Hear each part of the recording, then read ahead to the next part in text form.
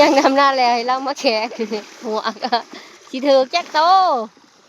อะไรถือเตอเพ่นบ่เฮาเมื่อยคันเฮาบ่เมื่อยเฮาได้หลายเลยในนี้คืนแต่ช้อนหวกสิไปพัดกะเพรากินพัดกะเพราเนื้อหมูเนื้องัว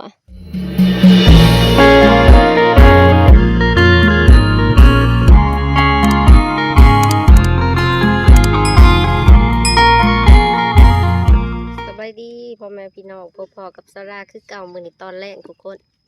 สลาสิลงมาสอนหัวนะหัวกบเห็นมันแล่นอยู่บ่ฮู้สิได้หรือบ่เราไปลอกสอนเบิกหากินแรงก่อนมื้อนี้บ่ได้ดำหน้ากันเราสอนหัวนั่งไปน้ำเมื่อยบัดนี้สเกียงเบาตอมเบาเฮียงดำหน้าเนาะส่วนเจ้าได้สิสอนหัวแต่ยังนางพักผ่อนอยู่เพราะว่าเมื่อยก้มแล้วก็เมื่อยปั่นท้องปั่นทุกคนเลยหัวกบมันมีอยู่มันแล่นอยู่เนาะโมโหสิได้กินแรงบ่ลอกสอนเบิ่งอะไรมือเบิ่งมันแย่งกินหัวเบิ่งเป็ดนี่เปี้ยโอ้มันมากินก่อนเจ้าได้อีกแดนกับเป็ดบุกินสิได้ร้ายอยู่ดอกนี่ฮะ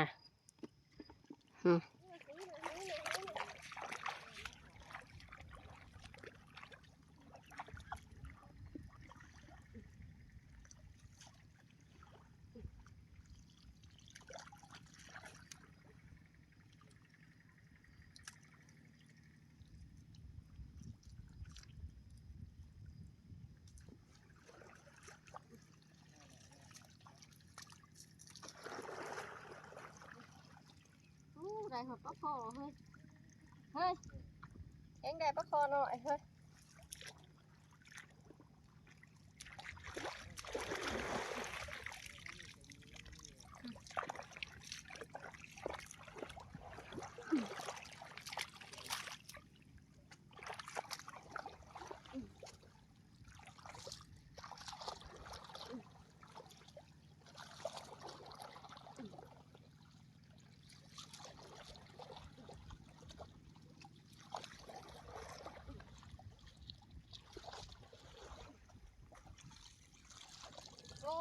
เนี่ย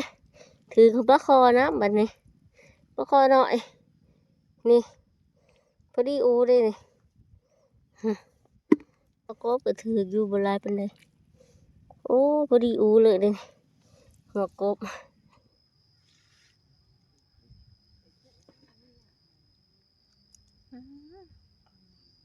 ตัวบักใหญ่ใหญ่ที่คนหัวกบนี่อยู่ใส่ขี้เอาไปเลยมันจังบ่หนาวนะ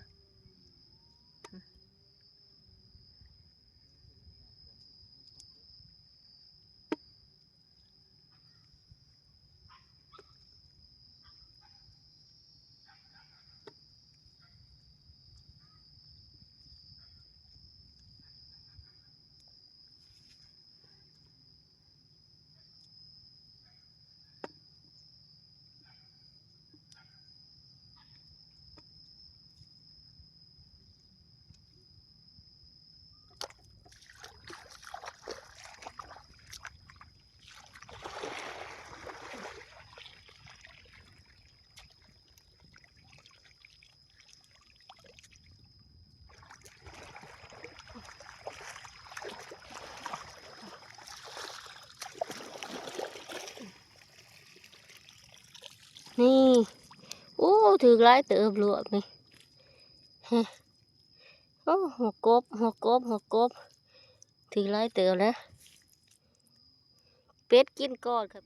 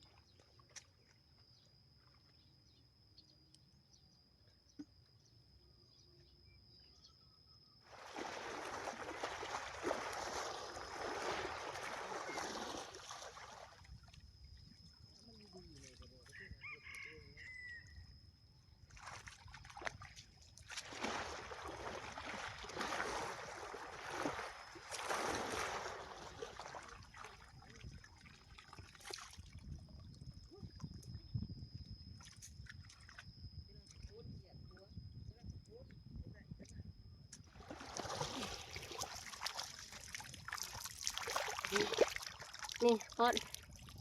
ได้หลายนะ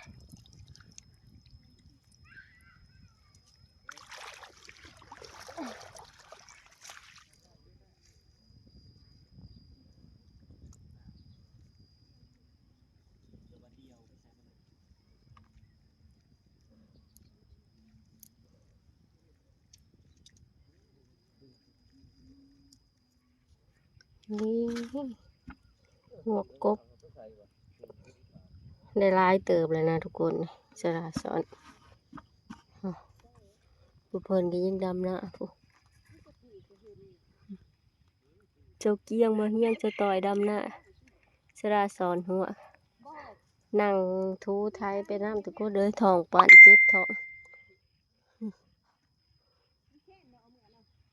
ใกล้สิค่ำแล้วตะเวนสิตกเลยเด้อสะต่อยตะเวนจะตกดินแล้วโอ้ตะเวนงามเนี่ยดำไว้ตีเผาขึ้นจักหน่อยแหละค่อยคืนนี่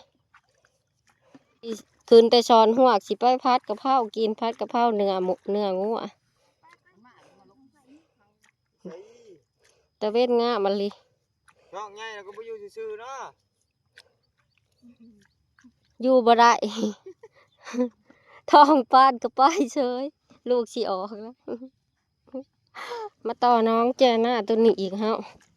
เถื่อได้นี่โอ้ยตัวนี้คือหนาบลายกว่าเก่าว่ะนี่อยู่นี่มันแหลนมันหนาบลาย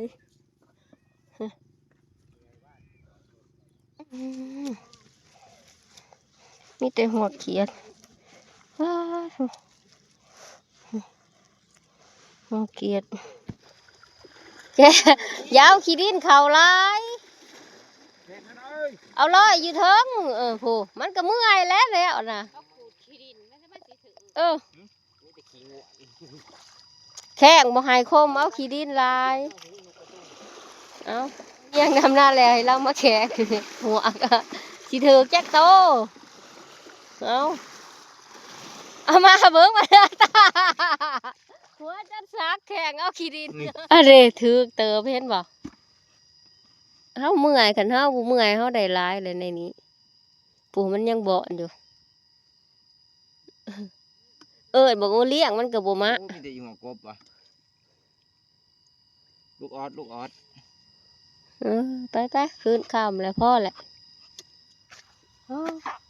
ได้หัวพ่ออู้ทุกคนเลยค่ำแล้วเฮาพากันขึ้นจากให้หน้าแล้วเนาะสิเมื่ออู้ให้พ่อใหญ่แว่นกินเราอยากเรามักกินซะได้ก็ว่าสิพัดกะเพราเนื้อกินเนาะคืนเมื่อก็สิเฮ็ดกินเฮ็ดอยากพัดกะเพราเนื้อกินอู้หัวแน่ให้พ่อใหญ่เฮาก็ได้หลายพอกินอันนี้เทิงเถียงทุกคนเลยคืนเมื่อนี้ซะได้ก็สิอาบน้ำเปลี่ยนเครื่องก็สิเฮ็ดกินเนาะพอกันอยู่เถียงทุกคนไปเบิ่งกันอาหารเมนูมื้อนี้อาหารแรกเฮาสิได้กินหยังแน่ของลูกสาวบ่มีเจ้าประคองบ่มีน้องมือนั้นอาย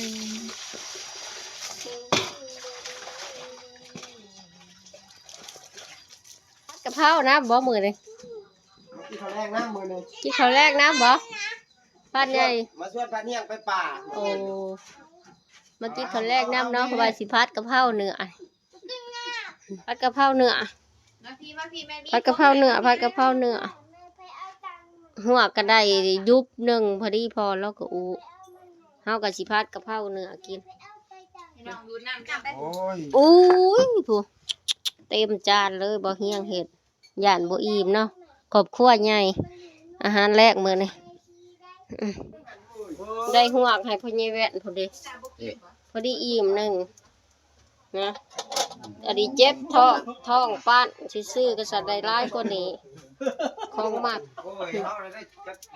มือนี่พี่น้องมาเด้อบางเฮียงเป็นคนแต่งพระเขาได้เหมือนพ่อบ้านยายอิ่มหรือบ่ฮะอิ่มแล้วพาทีโตเบิดจักจานโอ้ไปกินเป็นตาสิอ้วนสิพี่น้ำเขาแท้เอากิน แซ่บบ่ใช้แหละอุเลี้ยงกับเมียกับมื้อบ้านละอิ่มละหัวล้านแตกกินมันเบิด เอาหมอ เบิดกับมืออื่นสมุนคอยผู้ เฮ้อ นั่นก็ยังตีนำหลัง เจ้ากันละงาบไว้ก่อนเถอะ ภายในแต่กูบ่ทันได้ปล่อยมือเลยก็ได้มาเบิ่งมือใหม่ติดแหละ วันนี้ก็บ่